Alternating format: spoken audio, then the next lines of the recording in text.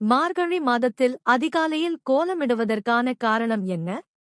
ஆடியில் அம்மனும், புரட்டாசியில் பெருமாளும், மார்கழியில் அனைத்து தெய்வங்களும் என மாதத்துக்கு ஒரு தெய்வம் என வழிபட வகுத்துள்ளார்கள் நம் முன்னோர்.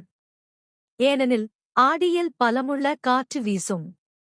அப்படி வீசும் காற்று விஷக்காற்று என்பதால் மக்கள் தங்கள் வீடுகளை விட்டு வெளியே வந்து அம்மன் கோயில்களில் உள்ள கிருமிநாசினியான வேப்பிலையின் மணத்தை சுவாசிக்கும் போது விஷக்காற்று முறியடிக்கப்படுவதுடன் இயற்கையான ஆக்சிஜனும் கிடைக்கிறது. இதே புரட்டாசி மழைக்காலம் என்பதால் மக்கள் தங்கள் வீடுகளிலேயே அப்போது கிடைக்கும் சத்து மிகுந்த காய்கறிகளை படைத்து பெருமாளை வழிபடுகிறார்கள்.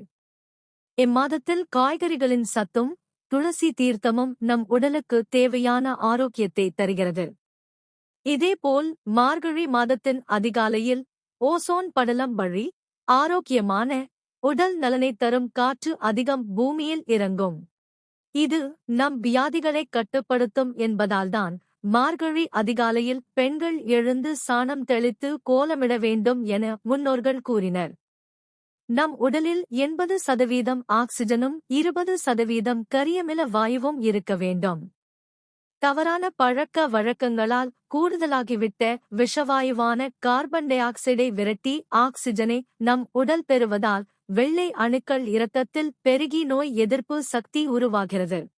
இந்த நல்ல வாயுவை சுவாசிக்கும் பொருட்டே அதிகாலை மார்கழியில் எழுவது என்பதை தெய்வத்தின் பெயரால் கட்டாயப்படுத்தி வைத்துள்ளனர் நம் முன்னோர்கள்.